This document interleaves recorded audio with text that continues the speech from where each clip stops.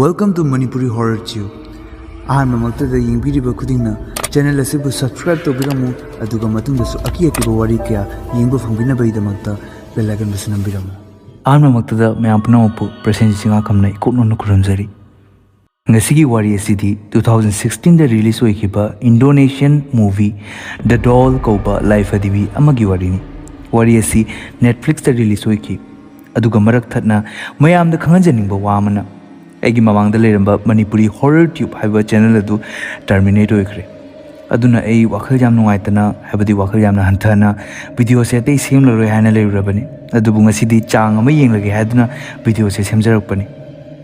Channel ase subscribers likpa amadi thainagi subscribers ayamana khangbidriba oibana views kagani karoi haibadi ei sure nate. Adubu yam Khalaba matungdako nuksibiba Manipurgi ichilnaw mayamna aibu soidana thibiramgani haina ai khangi and ayama migaina insta da DM tawduna hangbirae so yam nuksi aigi darling subscribers and aigi ichilnaw mayam amanda support tobikibagum sidasu subscribe mayam tawsanbiduna aduga adongi friends singdasu amadi aigi thainagi subscribers singdasu yawnaba share tobiyu haina request tawjari so mayam thangtaba tawduna let's roll the intro.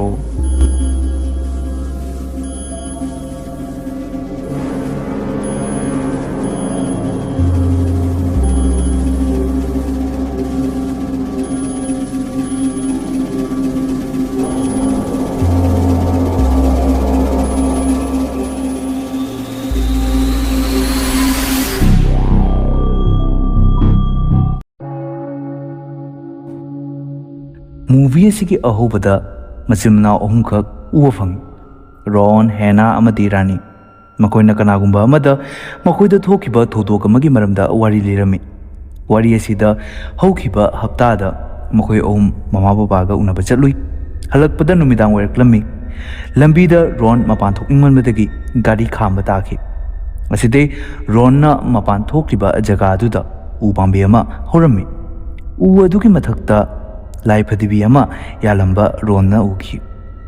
Asidagi makoi ohum yumda laklami. Makoi na yum halaklaba matungda mong chadaba thodokya thokpa holakhi. Haibadi ahingda makoi ki thongadu kanna kanagumba amna yerakhi. Henana thongadu hangdoklubada haibadi thongadu hangdoktuna yenglubada kanamatadi leiramde.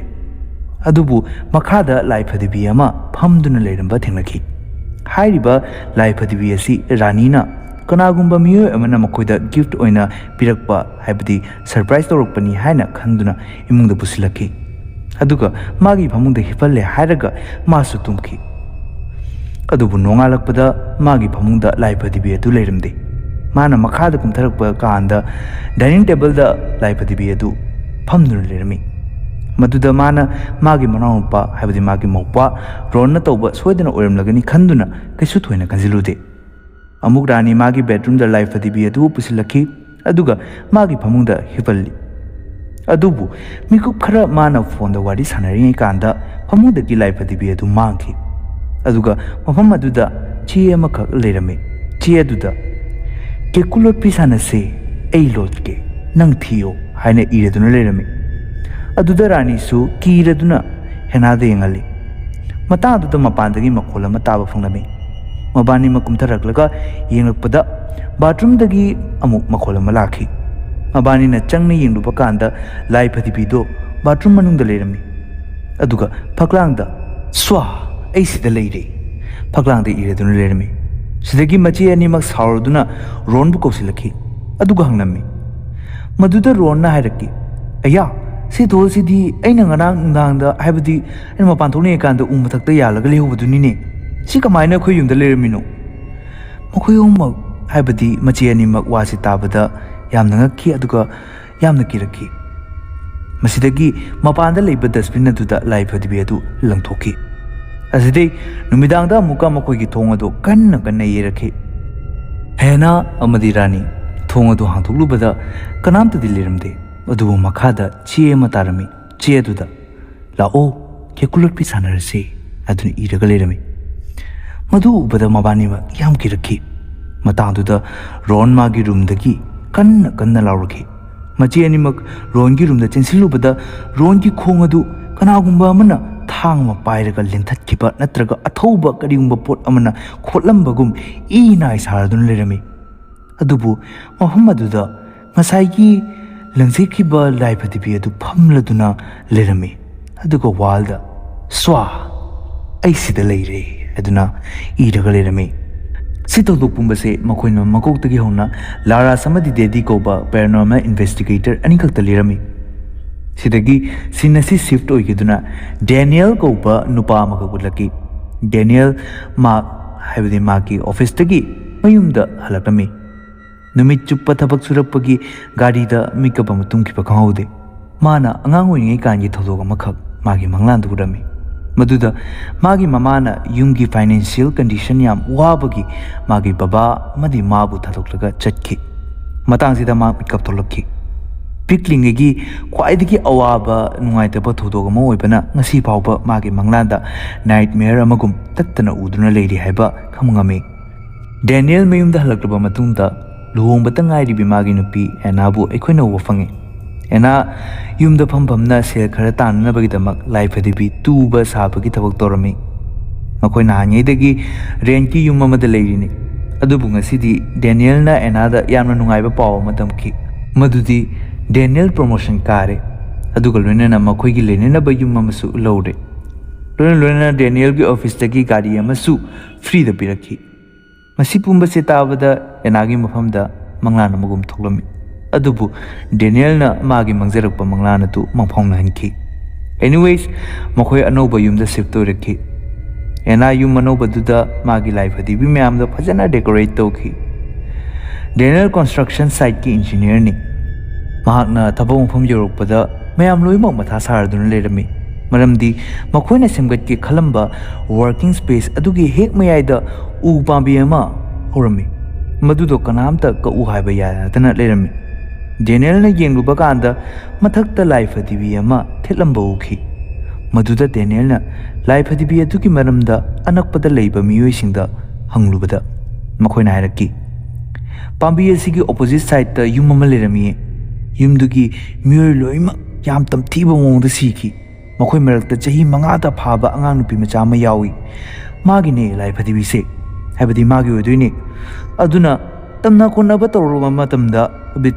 ꯇꯧꯔꯨꯔꯕ ꯀꯥꯟꯗ ꯃꯥꯒꯤ ꯂꯥꯏꯐꯗꯤꯕꯤꯁꯦ ꯃꯐꯝ ꯆꯥꯕ ꯃꯐꯝ ꯑꯃꯗ ꯑꯩꯈꯣꯏꯅ ꯊꯅꯝꯂꯒ ꯑꯉꯥꯡ ꯅꯨꯄꯤ ꯃꯆꯥ ꯑꯗꯨꯁꯨ ꯇꯨꯃꯤꯟꯅ ꯂꯩꯈꯤ꯫ ꯍꯥꯏꯕꯗꯤ ꯂꯥꯏꯐꯗꯤꯕꯤꯁꯤꯅ ꯂꯩꯔꯨꯕ ꯃꯐꯝꯗ ꯃꯥꯁꯨ ꯂꯩ꯫ ꯑꯗꯨꯕꯨ ꯗꯦꯅꯤꯌꯦꯜꯗꯤ ꯑꯁꯤꯒꯨꯝꯕ ꯋꯥꯔꯤꯗ ꯀꯌꯥ ꯊꯥꯖꯔꯝꯗꯦ꯫ ꯑꯗꯨꯅ ꯃꯍꯥꯛꯅ ꯃꯁꯥꯒꯤ ꯃꯈꯨꯠꯃꯛꯅ ꯄꯥꯝꯕꯤ ꯑꯗꯨ ꯌꯥꯟꯈꯤ꯫ ꯑꯁꯤꯗꯩꯗꯤ ꯗꯦꯅꯤꯌꯦꯜꯅ ꯍꯜꯂꯛꯄꯗ ꯃꯥꯒꯤ ꯒꯥꯔꯤꯒꯤ ꯃꯅꯤꯡꯗ ꯍꯥꯏꯔꯤꯕ ꯉꯁꯥꯏꯒꯤ ꯂꯥꯏꯐꯗꯤꯕꯤ ꯑꯗꯨꯁꯨ ꯌꯥꯎꯔꯗꯨꯅ ꯂꯥꯛꯈꯤ꯫ ꯗꯦꯅꯤꯌꯦꯜꯗꯤ ꯀꯅꯥꯅ ꯃꯥꯒꯤ ꯒꯥꯔꯤ ꯃꯅꯤꯡꯗ ꯊꯝꯂꯝꯕꯅꯣ ꯍꯥꯏꯕꯁꯦ ꯒ꯭ꯌꯥꯟ ꯇꯥꯕ ꯉꯝꯂꯝꯗꯦ꯫ ꯗꯦꯅꯤꯌꯦꯜꯅ ꯂꯪꯊꯣꯛꯈ꯭ꯔꯒꯦ ꯍꯥꯏꯅ ꯇꯧꯕ ꯀꯥꯟꯗ ꯑꯦꯅꯥꯅ "ꯑꯁꯨꯛ ꯐꯔꯤꯕ ꯂꯥꯏꯐꯗꯤꯕꯤ ꯑꯁꯤꯕꯨ ꯀꯩꯒꯤ ꯂꯪꯊꯣꯛꯈꯤꯗꯣꯏꯅꯣ?" ꯍꯥꯏꯗꯨꯅ ꯍꯥꯏꯔꯒ ꯏꯃꯨꯡꯗ ꯄꯨꯁꯤꯜꯂꯛꯈꯤ꯫ ꯑꯗꯨꯒ ꯉꯁꯥꯏ ꯃꯥꯅ ꯂꯥꯏꯐꯗꯤꯕꯤ ꯃꯌꯥꯝ ꯑꯃ ꯊꯝꯕ ꯃꯐꯝꯗꯨꯗ ꯐꯖꯅ ꯊꯝꯈꯤ꯫ ꯑꯁꯤꯗꯩ ꯑꯍꯤꯡ ꯑꯣꯏꯔꯛꯄ ꯀꯥꯟꯗ ꯒ꯭ꯂꯥꯁ ꯀꯥꯏꯕꯒꯤ ꯃꯈꯣꯜ ꯑꯃꯅ ꯑꯦꯅꯥ ꯑꯃꯗꯤ ꯗꯦꯅꯤꯌꯦꯜ ꯍꯧꯒꯠꯂꯛꯈꯤ꯫ ꯃꯕꯥꯅꯤ ꯆꯥꯛꯈꯨꯝꯗ ꯇꯞꯅ ꯂꯥꯛꯈꯤ꯫ ꯃꯗꯨꯗ ꯒ꯭ꯂꯥꯁ ꯑꯅꯤꯈꯛ ꯃꯈꯥꯗ ꯑꯀꯥꯏꯕ ꯐꯤꯕꯝꯗ ꯇꯥꯔꯒ ꯂꯩꯔꯝꯃꯤ꯫ ꯎꯆꯤꯅ ꯇꯧꯕ ꯑꯣꯏꯔꯝꯒꯅꯤ ꯈꯜꯂꯗꯨꯅ ꯃꯕꯥꯅꯤꯃꯛ ꯇꯨꯝꯐꯝ ꯀꯥꯗ ꯆꯪꯂꯛꯈꯤ꯫ ꯃꯁꯤꯒꯤ ꯃꯊꯪ ꯅꯨꯃꯤꯠꯇ ꯑꯦꯅꯥ ꯕꯖꯥꯔꯗ ꯂꯥꯛꯈꯤ꯫ ꯃꯗꯨꯗ ꯅꯤꯀꯦꯟ ꯑꯃꯗꯤ ꯅꯤꯀꯦꯟꯒꯤ ꯃꯆꯥꯅꯨꯄꯤ ꯀꯤꯂꯥ ꯃꯕꯥꯅꯤꯁꯨ ꯊꯦꯡꯅꯈꯤ꯫ ꯉꯔꯥꯡ ꯑꯍꯤꯡꯒꯤ ꯊꯣꯛꯈꯤꯕ ꯊꯧꯗꯣꯛꯁꯤꯡ ꯑꯗꯨꯒꯤ ꯃꯔꯝꯗ ꯃꯥꯅ ꯋꯥꯔꯤ ꯇꯧꯔꯝꯃꯤ꯫ ꯃꯗꯨꯗ ꯅꯤꯀꯦꯟꯗꯤ ꯑꯁꯨꯝꯕꯗ ꯈꯔ ꯊꯥꯖꯒꯟꯕ ꯑꯣꯏꯕꯅ ꯑꯦꯅꯥꯒꯤ ꯃꯌꯨꯝꯗ ꯂꯥꯛꯏ꯫ ꯑꯗꯨꯒ ꯂꯥꯏꯐꯗꯤꯕꯤ ꯑꯗꯨ ꯌꯦꯡꯕ ꯆꯪꯂꯛꯈꯤ꯫ ꯍꯥꯏꯔꯤꯕ ꯂꯥꯏꯐꯗꯤꯕꯤ ꯑꯗꯨ ꯍꯦꯛ ꯎꯕꯒ ꯅꯤꯀꯦꯟꯅ ꯀꯩꯅꯣꯝꯃ ꯃꯥꯒꯤ ꯃꯁꯥꯗ ꯐꯥꯎꯔꯒ ꯌꯥꯝ ꯀꯤꯅ ꯍꯥꯏꯔꯛꯈꯤ, "ꯍꯦ, ꯃꯁꯤ ꯂꯥꯏꯐꯗꯤꯕꯤꯁꯦ ꯊꯨꯅ ꯌꯨꯝꯁꯤꯗꯒꯤ ꯃꯄꯥꯟꯗ ꯂꯪꯊꯣꯛꯀꯣ꯫ ꯃꯁꯤ ꯑꯆꯝꯕꯗꯤ ꯅꯠꯇꯦ." ꯃꯁꯤꯗ ꯃꯆꯥꯅꯨꯄꯤ ꯀꯤꯂꯥ ꯆꯪꯂꯛꯈꯤ ꯑꯗꯨꯒ ꯂꯥꯏꯐꯗꯤꯕꯤ ꯑꯗꯨꯗ ꯈꯨꯠ ꯊꯤꯜꯂꯒ ꯍꯥꯏꯔꯛꯈꯤ, "ꯑꯩꯒꯤ ꯏꯃꯥꯟꯅꯕꯤꯅ ꯗꯣꯜ ꯑꯁꯤ ꯄꯨꯊꯣꯔꯛꯎ ꯍꯥꯏꯅ ꯍꯥꯏꯔꯛꯈꯤ꯫ ꯃꯥ ꯁꯥꯟꯅꯒꯦ ꯍꯥꯏ." ꯃꯇꯥꯡ ꯑꯁꯤꯗ ꯍꯥꯏꯔꯤꯕ ꯃꯃꯥꯟꯅꯕꯤ ꯑꯁꯤ ꯅꯤꯀꯦꯟ ꯑꯃꯁꯨꯡ ꯑꯦꯅꯥꯅꯗꯤ ꯎꯕ ꯐꯪꯂꯝꯗꯦ꯫ ꯁꯤꯗꯩ ꯑꯉꯥꯡ ꯑꯗꯨꯕꯨ ꯄꯨꯗꯨꯅ ꯅꯤꯀꯦꯟ ꯃꯌꯨꯝꯗ ꯍꯟꯈꯤ꯫ ꯃꯁꯤꯒꯤ ꯅꯨꯃꯤꯗꯥꯡꯗ ꯌꯨꯝꯗꯨꯒꯤ ꯀꯣꯂꯤꯡ ꯕꯦꯜ ꯑꯗꯨ ꯀꯟꯅ ꯈꯤꯡꯂꯛꯈꯤ꯫ ꯑꯗꯨꯕꯨ ꯃꯄꯥꯟꯗ ꯀꯅꯥꯝꯇꯗꯤ ꯂꯩꯔꯝꯗꯦ꯫ ꯑꯗꯨꯒ ꯃꯈꯥꯗ ꯆꯦ ꯑꯃ "ꯀꯦꯀꯨ ꯂꯣꯠꯄꯤ ꯁꯥꯟꯅꯁꯦ" ꯍꯥꯏꯅ ꯏꯔꯒ ꯂꯩꯔꯝꯃꯤ꯫ ꯃꯁꯤ ꯉꯔꯥꯡꯒꯤ ꯑꯉꯥꯡ ꯀꯤꯂꯥꯅ ꯇꯧꯕ ꯊꯕꯛ ꯑꯣꯏꯔꯝꯂꯅꯤ ꯈꯟꯇꯣꯛꯈꯤ꯫ Nongalaka Daniel thabak kakraba matung amukka thong thilaki. Aduga chap manana che amada iraga lerami. Adudagidi Anana Tinaraktuna Kilada call tawi, Aduga hanki. Aduda Kilana hairaki. Nene, do aina tobanate. Egi imanu biduna tobane. Masiki numidang wairamda, Anama tomta lerami. Nasi Daniel su halakpada kara tinglakani hadun hairaki. Tanjaduda amuka calling bell tinglakpagi makol taki. Mana thoktuna yingupada, angang aman nonglakta, raincoat litlatuna leplam batinglaki. Enana nuaitretuna anga dupu imungda pusilaki. Aduga chana taknaba thorang tawki. Wari watai sanarakpada anga adugi ming uchi kawi haiba khamangamki. Ena Nikenda call tawraga anga sigi maramda tamki. Maduda Nikena hairaki. Hairisina nang laipati bido hauji phawa yumda adum thamri. Matang asida yumgi mai bumba mutki. Adubu haujiki anga dudi kadai chakre. Ena gyan menam tabangam kide. Matang duda mathak tagi makola matabaki. Mana mathak kaduna yenupada lai patibiadu mamayong silaga pamduna lirami. Enana kungat ke hekto bakanda thongnao loima matomta thinjinki. Hairiba thong asigi maninda ngasai nupi macha adugi thawai adu lirami. Khangaudana anga aduna enada attack tawraki. Aduga matang chana Niken mafamdu yoraki. Aduga enabu kanbiki. Niken Enagi family bu kanana bagi damak lai phadibi adubu puraga mamangi pambi haibadi pambi hopam aduda laki. Adubu Niken amadi ena mohamduda pambi aduna tuduna lerambadu ubada pungak ngakhe. Hoji makoina priest ama kauraga mathau mangam pangthoktuna lai phadibi adubu moham chana pumjinki. Asum tawna enana su hoji punamak normal loide haina khanjaki. Adubu Enana yum yorpa matungda Nikenna call tawraki. Aduga magi machanupi kila thiba phangdre haidun hairaki. Matangduda ena hoigi yumda kila sanari haiba uwa phangi. Maduda mana oh mahadi ko yumda leye haidun hairaki. Ngayang matungda kila amuka uwa phangidre. Ena su thingnaraduna kila bu thiraduna room mamada changlaki. Room sida una sabu upu ama lerami. Madugi mamangda mahak lebrare haiba kanduda Nikengi kola ki aduga Niken hairaki.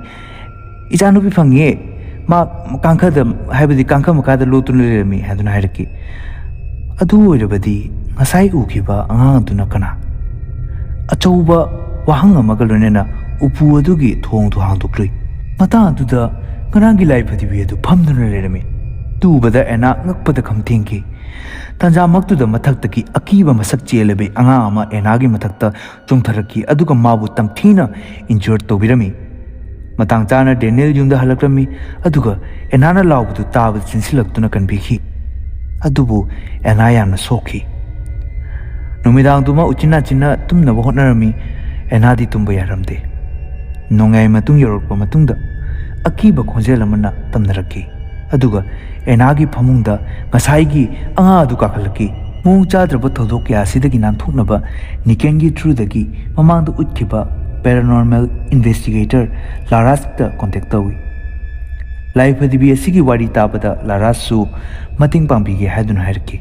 Maramdi mahak lai phadibi asiga mari lenaba case kaya ama mana amadi magi nupa dediga punna thengnakrabani.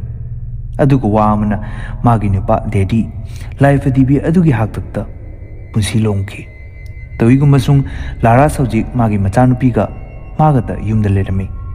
Hojik enagi wari tabada magi thauto thoknaba pochei putuna thunglaki. Hojik lai phadibi adubu dining table da thamlaga makoi loina koina phamduna ritual ama torami. Hairiba ritual asigi matengna lai phadibi aduda tongliba angang adugi thawaido kaunanaba torami. Adubu karimata kanabadi oikide.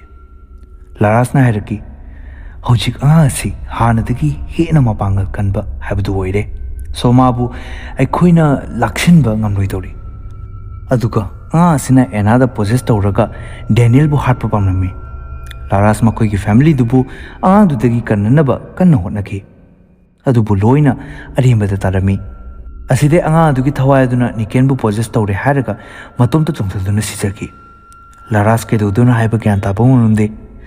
ꯃꯇꯥꯡ ꯑꯗꯨꯗ ꯃꯌꯨꯝꯗꯒꯤ call ꯂꯥꯛꯈꯤ ꯑꯗꯨꯒ ꯂꯥꯔꯥꯁꯇ ꯍꯥꯏꯔꯛꯈꯤ, "ꯑꯗꯣꯝꯒꯤ ꯏꯆꯥꯅꯨꯄꯤꯗꯣ ꯑꯉꯥꯎꯕꯤ ꯑꯃꯒꯨꯝ ꯇꯧꯕ ꯍꯧꯒꯠꯂꯛꯈꯤ, ꯊꯨꯅ ꯂꯥꯛꯄꯤꯌꯨ"꯫ ꯑꯁꯤ ꯍꯥꯏꯔꯒ ꯊꯝꯈꯤ꯫ ꯃꯁꯤ ꯇꯥꯕꯗ ꯂꯥꯔꯥꯁꯁꯨ ꯊꯨꯅ ꯃꯌꯨꯝꯗ ꯊꯨꯡꯂꯛꯈꯤ ꯑꯗꯨꯒ ꯌꯦꯡꯕꯗ ꯀꯩꯁꯨ ꯇꯧꯗꯕꯤ ꯌꯥꯝ ꯅꯣꯔꯃꯦꯜꯗ ꯂꯩꯔꯝꯃꯤ꯫ ꯃꯇꯥꯡ ꯑꯁꯤꯗ ꯃꯥꯕꯨ ꯌꯨꯝꯗꯒꯤ ꯉꯥꯏꯍꯥꯛꯇꯪ ꯑꯣꯏꯔꯕꯁꯨ ꯊꯣꯛꯈꯤꯅꯕ ꯇꯧꯔꯛꯄ ꯂꯥꯜꯍꯧꯅꯤ ꯍꯥꯏꯕ ꯈꯪꯕ ꯉꯝꯂꯛꯈꯤ, ꯍꯥꯏꯕꯗꯤ ꯉꯁꯥꯏꯒꯤ ꯐꯠꯇ꯭ꯔꯕ ꯑꯉꯥꯡ ꯑꯗꯨꯒꯤ ꯊꯋꯥꯏ ꯑꯗꯨꯅ ꯁꯤꯜꯂꯛꯄ ꯂꯥꯜꯍꯧ ꯑꯣꯏꯔꯝꯃꯤ꯫ ꯑꯁꯣꯝꯗ ꯑꯦꯅꯥ ꯍꯣꯏ ꯌꯨꯝꯗ ꯁꯦꯛꯄꯤ ꯃꯌꯥꯝ ꯑꯃ ꯄꯥꯏꯁꯤꯜꯂꯛꯇꯨꯅ ꯑꯦꯇꯦꯛ ꯇꯧꯕ ꯍꯧꯒꯠꯂꯛꯈꯤ꯫ ꯑꯦꯅꯥꯁꯨ ꯊꯨꯅ ꯇꯧꯗꯨꯅ ꯏꯃꯨꯡꯗ ꯆꯦꯟꯁꯤꯜꯍꯧꯏ, ꯑꯗꯨꯕꯨ ꯃꯄꯥꯟꯗ ꯗꯦꯅꯤꯌꯦꯜ ꯃꯇꯣꯝꯇ ꯆꯪꯕ ꯉꯝꯗꯅ ꯂꯩꯍꯧꯏ꯫ ꯑꯁꯤꯗꯩ ꯑꯦꯅꯥꯒꯤ ꯍꯛꯆꯥꯡꯗ ꯍꯥꯏꯔꯤꯕ ꯉꯁꯥꯏ ꯑꯉꯥꯡ ꯑꯗꯨꯒꯤ ꯊꯋꯥꯏꯗꯨ ꯆꯪꯈꯤ꯫ ꯗꯦꯅꯤꯌꯦꯜꯅ ꯆꯪꯂꯛꯄꯗ ꯑꯦꯅꯥ ꯌꯥꯝ ꯃꯑꯣꯡ ꯆꯥꯗꯕ ꯃꯑꯣꯡꯗ ꯂꯩꯔꯝꯃꯤ, ꯑꯗꯨꯒ ꯂꯩꯊꯣꯔꯛꯂꯒ ꯗꯦꯅꯤꯌꯦꯜꯒꯤ ꯃꯥꯏꯗ ꯆꯣꯡꯁꯤꯜꯂꯒ ꯆꯤꯛꯈꯤ ꯑꯗꯨꯒ ꯎꯟꯁꯥ ꯄꯨꯝꯕ ꯁꯦꯠꯂꯒ ꯆꯥꯈꯤ꯫ ꯈꯔ ꯇꯧꯗꯨꯅ ꯗꯦꯅꯤꯌꯦꯜꯕꯨ ꯍꯥꯠꯅꯅꯕ ꯇꯧꯔꯛꯈꯤ,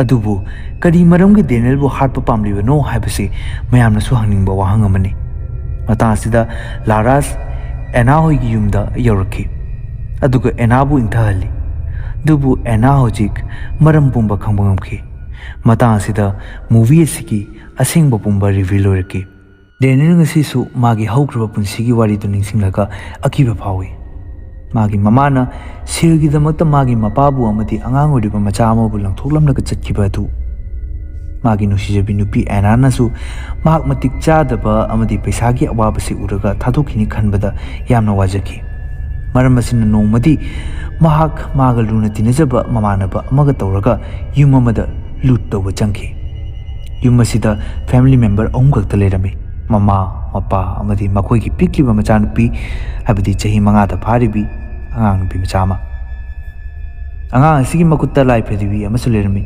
ꯃꯁꯤ ꯎꯕꯗ ꯑꯩꯈꯣꯏꯅ ꯀꯅꯥꯅꯣ ꯍꯥꯏꯕ ꯏꯔꯥꯏ ꯂꯥꯏꯅ ꯈꯪꯕ ꯉꯝꯃꯤ꯫ ꯍꯧꯖꯤꯛ ꯃꯈꯣꯏ ꯑꯅꯤꯅ ꯂꯨꯠ ꯇꯧꯕ ꯆꯪꯂꯛꯄꯗ ꯈꯪꯍꯧꯗꯅ ꯃꯄꯥ ꯑꯗꯨ ꯍꯧꯒꯠꯂꯛꯇꯨꯅ ꯂꯥꯎꯕ ꯍꯧꯒꯠꯂꯛꯈꯤ꯫ ꯎꯆꯤꯟꯅꯥꯆꯤꯟꯅ ꯃꯆꯤꯟ ꯃꯦꯜꯂꯦ ꯍꯥꯏꯔꯒ ꯀꯟꯇ꯭ꯔꯣꯜ ꯇꯧꯔꯦ꯫ ꯄꯣꯠ ꯆꯩ ꯄꯨꯝꯕ ꯃꯈꯣꯏꯅ ꯍꯨꯈꯤ꯫ ꯃꯈꯣꯏꯅ ꯂꯥꯛꯄꯗꯤ ꯖꯁꯠ ꯌꯨꯝ ꯑꯗꯨꯕు ꯂꯨꯠ ꯇꯧꯔꯒ ꯆꯠꯈꯤꯕ ꯑꯁꯤꯅꯤ꯫ ꯑꯗꯨꯕꯨ ꯗꯦꯅꯤꯌꯦꯜꯒꯤ ꯃꯃꯥꯟꯅꯕꯗꯨꯅ ꯃꯈꯣꯏ ꯃꯊꯪꯒꯤ ꯑꯌꯨꯛꯇ ꯁꯣꯏꯗꯅ ꯄꯨꯂꯤꯁꯀꯤ ꯈꯨꯠꯇ ꯇꯥꯔꯒꯅꯤ ꯈꯜꯂꯗꯨꯅ ꯂꯩꯔꯝꯂꯤꯕ ꯑꯉꯥꯡ ꯑꯍꯜ ꯄꯨꯝꯕ ꯅꯣꯡꯃꯩꯅ ꯀꯥꯞꯇꯨꯅ ꯍꯥꯠꯈꯤ꯫ ꯅꯣꯡꯃꯩꯅ ꯀꯥꯞꯇꯣꯔꯦ ꯍꯥꯏꯗꯨꯅ ꯂꯥꯛꯅ ꯐꯥꯅ ꯇꯧꯕꯗ ꯃꯃꯥꯟꯅꯕꯗꯨꯁꯨ ꯅꯣꯡꯃꯩ ꯒꯨꯂꯤꯅ ꯄꯥꯟꯗꯨꯅ ꯃꯐꯝ ꯑꯗꯨꯗ ꯁꯤꯈꯤ꯫ ꯁꯤ ꯄꯨꯝꯕ ꯗꯦꯅꯤꯌꯦꯜꯅ ꯇꯧꯈꯤꯕ ꯄ꯭ꯂꯥꯅꯤꯡꯗꯨꯒꯗꯤ ꯇꯥꯏꯑꯣꯟꯅꯅ ꯊꯣꯛꯈꯤ꯫ ꯑꯗꯨ ꯑꯣꯏꯔꯕꯁꯨ ꯍꯧꯖꯤꯛ ꯀꯩꯗꯧꯒꯅꯤ?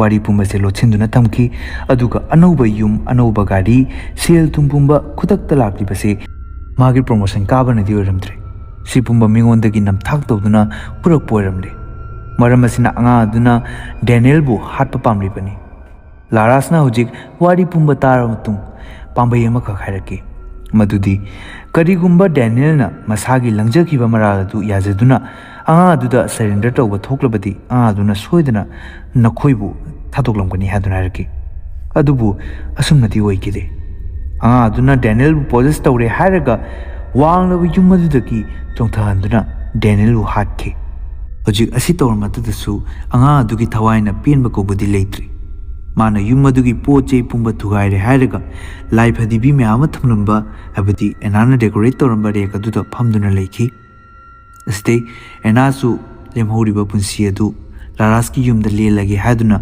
ꯄꯨꯟꯁꯤꯒꯤ ꯑꯣꯏꯅ ꯌꯨꯝ ꯑꯗꯨꯕꯨ ꯊꯥꯗꯣꯛꯇꯨꯅ ꯆꯠꯈꯤ꯫ ꯑꯗꯨꯒ ꯃꯇꯥꯡ ꯑꯁꯤꯗ ꯃꯨꯚꯤ ꯑꯁꯤ ꯂꯣꯏꯁꯤꯜꯂꯤ꯫ ꯋꯥꯔꯤ ꯑꯁꯤꯕꯨ ꯅꯨꯡꯉꯥꯏꯕꯤꯔꯕ ꯇꯥꯔꯒꯗꯤ ꯃꯌꯥꯝꯅ ꯀꯣꯃꯦꯟ ꯁꯦꯛꯁꯟꯗ ꯍꯥꯏꯕꯤꯔꯝꯃꯣ, ꯑꯗꯨꯒ ꯂꯥꯏꯛ, ꯁꯦꯌꯔ ꯑꯃꯗꯤ ꯁꯕꯁꯀ꯭ꯔꯥꯏꯕ ꯇꯧꯁꯤꯟꯕꯤꯔꯝꯃꯣ꯫ ꯁꯕꯁꯀ꯭ꯔꯥꯏꯕ ꯍꯥꯏꯔꯒ ꯑꯩꯅ ꯃꯃꯥꯡꯗꯁꯨ ꯄꯟꯖꯈ꯭ꯔꯤꯕꯗꯨꯅꯤ, ꯑꯩꯒꯤ ꯑꯅꯧꯕ ꯆꯦꯅꯦꯜꯅꯤꯅ ꯃꯌꯥꯝꯒꯤ ꯁꯄꯣꯔꯠ ꯌꯥꯝꯅ ꯃꯊꯧ ꯇꯥꯏ꯫ ꯌꯦꯡꯕꯤꯔꯒ ꯁꯕꯁꯀ꯭ꯔꯥꯏꯕ ꯇꯧꯕꯤꯗꯕꯗꯨꯗꯤ ꯇꯧꯕꯤꯒꯅꯨ꯫ ꯑꯗꯨꯒ ꯃꯅꯤꯄꯨꯔꯒꯤ ꯅꯦꯠ ꯕꯟ ꯑꯣꯏꯔꯤꯉꯩ ꯀꯥꯟꯗꯨꯗ ꯑꯩ ꯚꯤꯗꯤꯑꯣ ꯃꯌꯥꯝ ꯑꯃꯗꯤ ꯊꯥꯒꯠꯆꯈꯤ, ꯑꯗꯨꯕꯨ ꯅꯤꯡꯉꯝꯗꯕ ꯑꯃꯅ ꯅꯦꯠ ꯕꯟ ꯑꯣꯏꯕꯒꯤ ꯃꯔꯝꯅ ꯃꯅꯤꯄꯨꯔꯒꯤ ꯏꯆꯤꯟ ꯏꯅꯥꯎ ꯃꯌꯥꯝ ꯑꯃ ꯌꯦꯡꯕ ꯐꯪꯈꯤꯗꯦ, ꯍꯥꯏꯗꯤ ꯑꯩꯅ ꯌꯦꯡꯍꯟꯅꯤꯡꯕ ꯇꯥꯔꯒꯁꯨ ꯃꯈꯣꯏꯗ ꯌꯧꯈꯤꯗꯕ ꯍꯥꯏꯕꯗꯨ ꯊꯣꯛꯈꯤ꯫ ꯑꯗꯨꯅ ꯌꯥꯝ ꯅꯤꯡꯉꯝꯗꯦ꯫ ꯅꯦꯠ ꯕꯟ ꯑꯣꯏꯔꯤꯉꯩ ꯀꯥꯟꯗꯨꯗꯅꯤ ꯑꯩꯒꯤ ꯇꯔꯃꯤꯅꯦꯠ ꯑꯣꯏꯈ꯭ꯔꯤꯗꯣ, ꯑꯗꯨꯅ ꯌꯥꯝ ꯅꯨꯡꯉꯥꯏꯇꯦ꯫ ꯚꯤꯗꯤꯑꯣ ꯃꯌꯥꯝ ꯑꯃ ꯆꯠꯈ꯭ꯔꯦ, ꯚ꯭ꯌꯨꯁ ꯃꯌꯥꯝ ꯑꯃ ꯆꯠꯈ꯭ꯔꯦ, ꯁꯕꯁꯀ꯭राꯏꯕꯔꯁ ꯃꯌꯥꯝ ꯑꯃ ꯆꯠꯈ꯭ꯔꯦ꯫ ꯑꯩꯅ ꯌꯥꯝ ꯅꯨꯡꯉꯥꯏꯇꯦ ꯍꯥꯏꯇꯥꯔꯦ, ꯑꯗꯣ ꯀꯩꯗꯤ ꯇꯧꯅꯤ, ꯎꯄꯥꯏꯗꯤ ꯂꯩꯇꯦ, ꯂꯥꯏꯅ ꯇꯝꯂꯛꯄ ꯍꯥꯏꯗꯨꯅꯤ꯫ ꯑꯗꯨꯅ ꯒꯤꯞ ꯑꯞꯇꯤ ꯇꯧꯐꯝ ꯊꯣꯛꯇꯦꯅ ꯈꯜꯂꯤ꯫ ꯑꯗꯨꯅ ꯁꯣ ꯃꯌꯥꯝꯅ ꯁꯄꯣꯔꯠ ꯃꯌꯥꯝ ꯑꯃ ꯇꯧꯕꯤꯌꯨ꯫ ꯑꯩꯁꯨ ꯁꯣꯏꯗꯅ ꯃꯌꯥꯝꯒꯤ